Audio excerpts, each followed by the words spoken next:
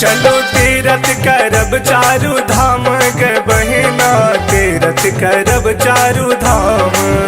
चलो तीरथ करब चारु धाम गे बहिना, तीरथ करब चारु धाम।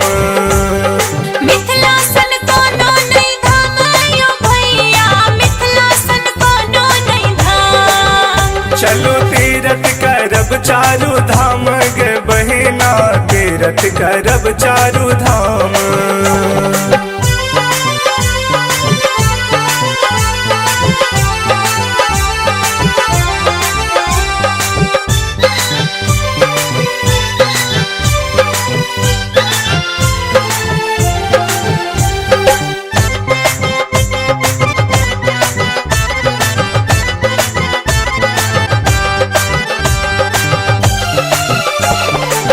पहले जायब देखब अयोध्या, खेलै छथि जत राम चारु भैया।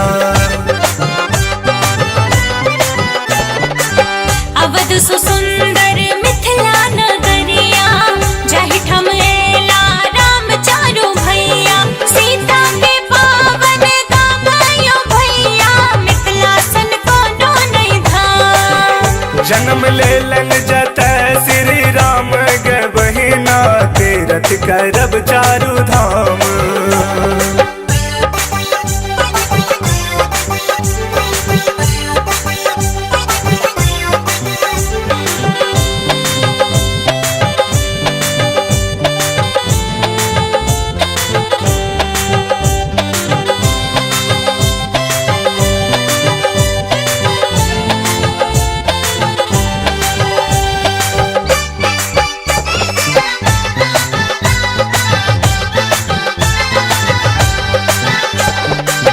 दोसर जायब मथुरा वृंदावन, नंद के बालक चोरबै छै माखन।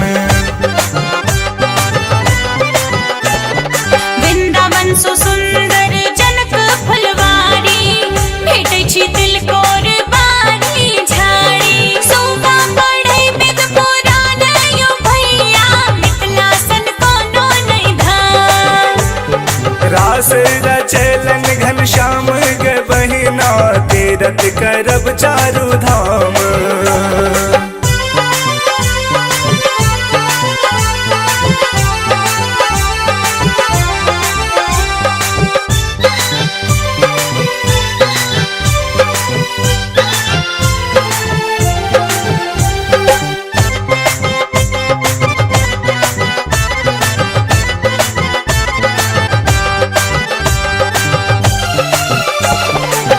दोसर जायब देखब काशी, रह छथि भोला बन के निवासी।